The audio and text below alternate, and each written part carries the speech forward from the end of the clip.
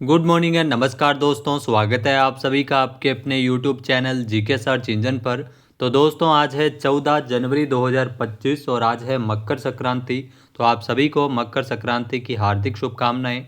14 जनवरी से related Rajasthan current affairs के जितने भी इम्पोर्टेंट क्वेश्चन हैं उन सभी को हम इस वीडियो में डिस्कस करने वाले हैं।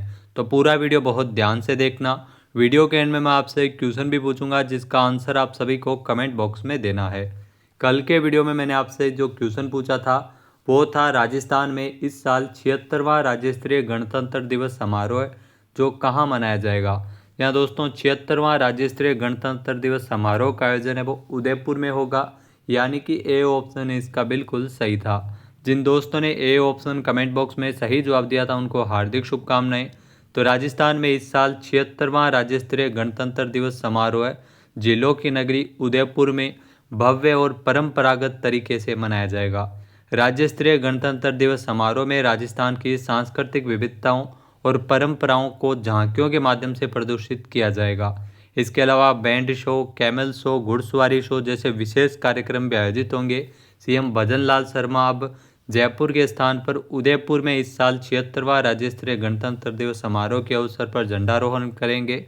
जयपुर के राजभवन और उदयपुर के सहेलियों की बाड़ी में एट होम कार्यक्रम का भी आयोजन होगा जिसमें राज्य के वरिष्ठ अधिकारी और गण्यमान्य अतिथि इसमें शामिल होंगे।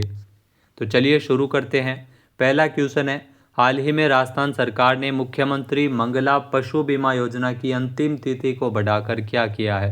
यहाँ दोस्तों मुख्यमंत्री मंगला पशु बीमा योजना अब इसमें 22 जनवरी 2025 तक आवेदन किए जा सकेंगे।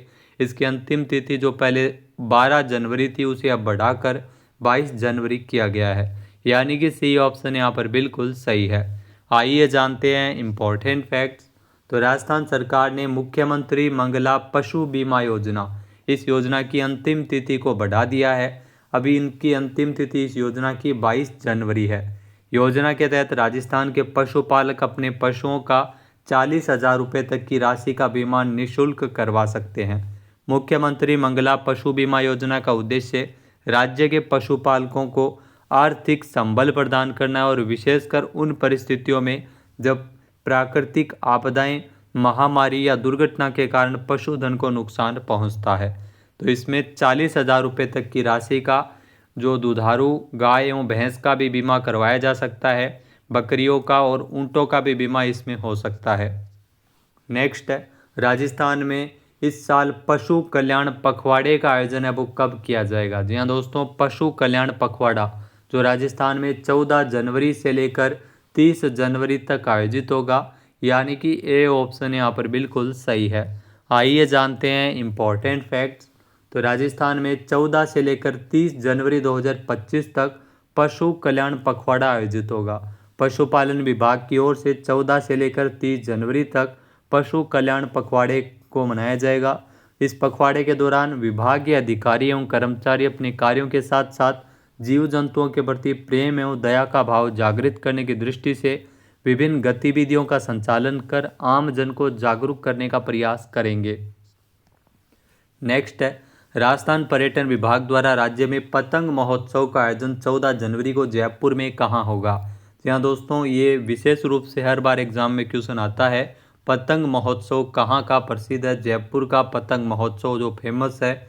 14 जनवरी को पतंग महोत्सव का आयोजन जयपुर में जल महल की पाल पर आयोजित होगा, यानी कि ए ऑप्शन यहाँ पर बिल्कुल सही है। आइए जानते हैं इम्पोर्टेंट फैक्ट्स।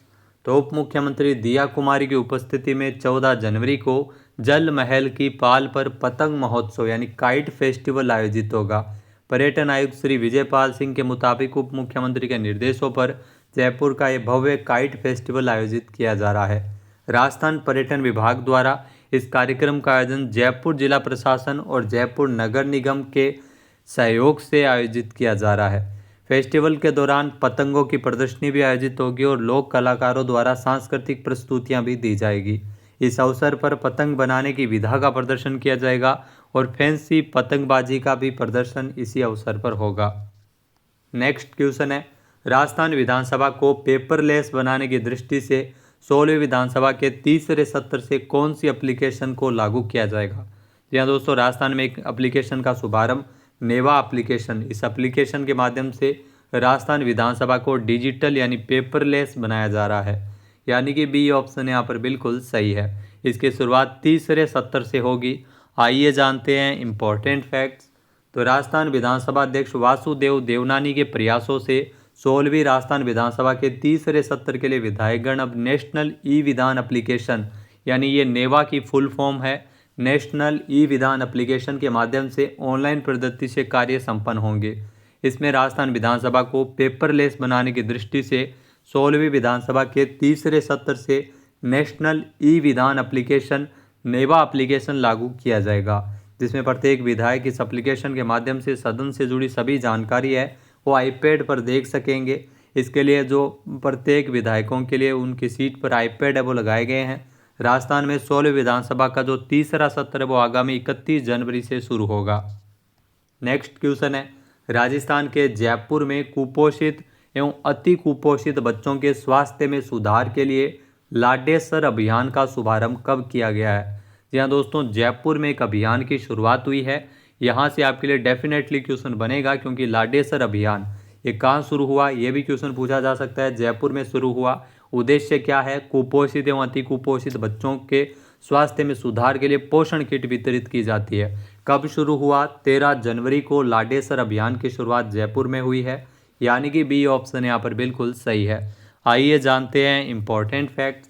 तो राजस्थान सरकार के निर्देशों की अनुपालना में जयपुर जिला प्रशासन की ओर से 13 जनवरी को कुपोषित एवं अति कुपोषित बच्चों के स्वास्थ्य में सुधार के लिए लाडेसर अभियान का शुभारंभ किया गया है।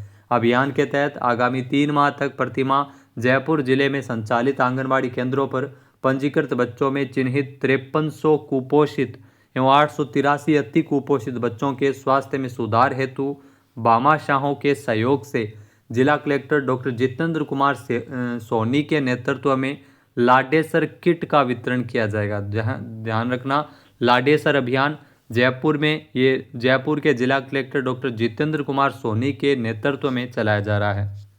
नेक्स्ट क्वेश्चन है, राजस्थान में इंदिरा गांधी शहरी रोजगार गारंटी योजना का नाम बदलकर क्या किया गया है? यहाँ दोस्तों, राजस्थान में अब इंदिरा गांधी शहरी रोजगार गारंटी योजना, अब इसका नाम मुख्यमंत्री शहरी रोजगार गारंटी योजना हो गया है। यहाँ अगर आप EORO एग्ज़ाम की तैयारी करें तो आपके लिए बेहद ही महत्वपूर्ण है, क्योंकि शहरी क्षेत्रों में रोजगार उपलब्ध करवाने के लिए जो CM अशोक गहलोत द्वारा संचालित जो उसकी शुरुआत है वो पूर्व सरकार की ओर से इस योजना की शुरुआत की गई थी इंदिरा गांधी शहरी रोजगार गारंटी योजना के नाम से, लेकिन अब इसे मुख्यमंत्री शहरी रोजगार गारंटी योजना के नाम से जाना जाता है, यानी कि बी ऑप्शन यहाँ पर बिल्कुल सही है। आइए जानते हैं इम्पोर्टेंट फैक्ट्स। तो राजस्थान में इंदिरा गांधी शहरी रोजगार गारंटी योजना, इसका नाम बदल दिया गया है। अब इस योजना का नाम मुख्यमंत्री शहरी रोजगार गारंटी योजना हो गया है। साथ ही योजना का लोगो भी चेंज हो गया है। राज्य सरकार ने नाम बदलने का निर्णय लिया है।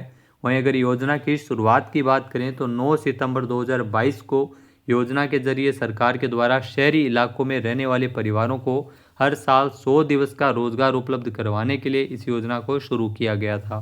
इसमें आयु सीमा 18 से 60 साल है।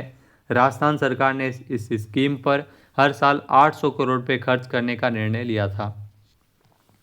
नेक्स्ट क्वेश्चन है, राजस्थान के किस विश्वविद्यालय में अत्याधुनिक भू स्थानिकी एवं कौशल विकास केंद्र का लोकार्पण किया गया था?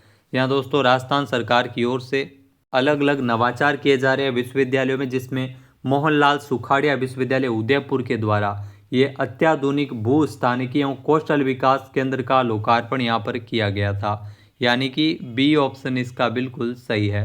आइए जानते हैं इम्पोर्टेंट फैक्ट्स। तो दोस्तों, उदयपुर के मोहनलाल सुखाड़िया विश्वविद्यालय में स्थापित हुए भू स्थानिकी एवं कौशल विकास केंद्र में जो आने वाले दिनों में उच्च तकनीक आधारित भौगोलिक सर्वेक्षण की बारीकियां सीखी जा सकेगी।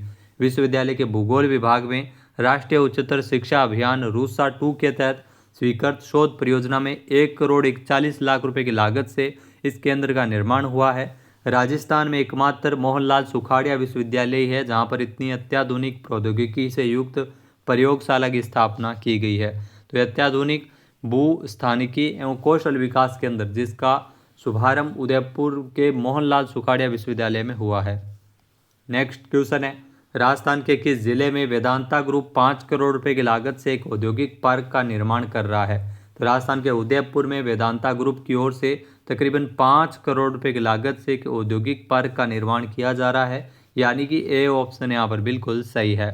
आइए जानते हैं इम्पोर्टेंट फैक्ट्स। तो वेदांता ग्रुप ने उदयपुर क्षेत्र के आसपास गैर लाभकारी आधार पर लघु एवं मध्यम उद्योगों के लिए 5 करोड़ रुपए की अधिक की लागत से एक औद्योगिक पार्क स्थापित करने की घोषणा की है। वेदांता ने अब तक राजस्थान में 1.5 लाख करोड़ रुपए से अधिक का निवेश किया है। इसकी दो प्रमुख कंपनियां हिंदुस्तान जिंक लिमिटेड और केन ऑयल एंड गैस लिमिटेड, जो सबसे बड़ा परिचालन राज्य में है। नेक्स्ट क्वेश्चन है, हाल ही में किसे बीसीसीआई के नए सचिव के रूप में नियुक्त किया गया है? जी हाँ, भारत में जो क्रिकेट का संचालन करने वाली संस्था बीसीसीआई के नए सचिव के रूप में देवजीत सैकिया की नियुक्ति की गई है, जो आप तस्वीर में देख रहे हैं, यानी कि ए ऑप्शन यहाँ पर बिल्कुल सही है। आइए जानते हैं इम्पोर्टेंट फैक्ट्स। तो देवजीत सैकिया को भारतीय क्रिकेट कंट्रोल बोर्ड यानी बीसीसीआई के नए सचिव के रूप में नियुक्त किया है। यहाँ जय शाह के आईसीसी अध्यक्ष बनने के बाद में ये पद खाली हुआ था। अब देवजीत सैकिया है वो बीसीसीआई के सचिव बन गए हैं। इसी के साथ ही प्रभदेव सिंह भाटिया को आशीष शेलार की जगह नए कोषाध्यक्ष के रूप में बीसीसीआई में चुना गया है। नेक्स्ट क्वेश्चन है, राष्ट्रमंडल देशों की संसदों के जो अध्यक्षों और पीठासीन अधिकारियों के 28वें सम्मेलन की मेज़बानी कौन सा देश करेगा? यहाँ दोस्तों साल 2026 में ध्यान रखना, जो संसद के अध्यक्ष और पीठासीन अधिकारियों के अलग अलग देशों के पीठासीन अधिकारियों और अध्यक्षों की जो मेज़बानी है वो 28वें सम्मेलन की मेज़बानी अपना देश भारत करेगा, यानी कि ए ऑप्शन यहाँ पर बिल्कुल सही है। आइए जानते हैं इम्पोर्टेंट फैक्ट्स। तो भारत है वो साल 2026 में राष्ट्रमंडल देशों की संसदों के अध्यक्षों और पीठासीन अधिकारियों के 28वें सम्मेलन की मेज़बानी करने वाला है। तो ये बहुत ही महत्वपूर्ण क्वेश्चन हो गया है। तो हाल ही में जो गवर्नर्स में CSPOC स्थायी समिति की बैठक के दौरान लोकसभा अध्यक्ष ओम बिरला ने इसकी घोषणा की है। अब बात करते हैं आज के हमारे क्विज के, जिसका आंसर आप सभी को कमेंट बॉक्स में देना है। तो आज का क्विज है, हाल ही में बीकानेर में आयोजित अंतर्राष्ट्रीय ऊंट महोत्सव में मिस मरवण का खिताब किसने जीता है? एक बार फिर से सुनिएगा, बीकानेर में आयोजित अंतर्राष्ट्रीय ऊंट उत्सव में मिस मरवण का खिताब किसने जीता है? सही आंसर आपको कमेंट बॉक्स में देना है। और अगर ये वीडियो आपको पसंद आए तो इसे आप लाइक और शेयर करना बिल्कुल ना भूलिएगा। चैनल पे नए जुड़े हो, सब्सक्राइब नहीं किया है तो अभी सब्सक्राइब करें जीके सर्च इंजन चैनल को। साथ ही साथ टेलीग्राम चैनल भी आप ज़रूर ज्वाइन कीजिए, जहाँ पर आपको PDF फाइल एक साथ मिल जाती है। क्वेश्चन का आंसर आप वोट करके भी कर सकते हैं। इसके अलावा दोस्तों जीके सर्च इंजन एप्लीकेशन को आप ज़रूर डाउनलोड कीजिए, जो आपको गूगल प्ले स्टोर पे मिल जाएगा। उस एप्लीकेशन पर आपको सभी एग्ज़ाम से रिलेटेड सिलेबस और महत्वपूर्ण जानकारी, इसके अलावा महत्वपूर्ण कोर्स भी आप वहाँ से ज्वाइन कर सकते हैं। तो इसके लिए आप वीडियो के डिस्क्रिप्शन बॉक्स में अलग अलग कोर्स का लिंक दिया हुआ है, जो आप अपने एग्ज़ाम के अकॉर्डिंग ज्वाइन कर सकते हैं। जय हिंद, जय भारत, जय राजस्थान।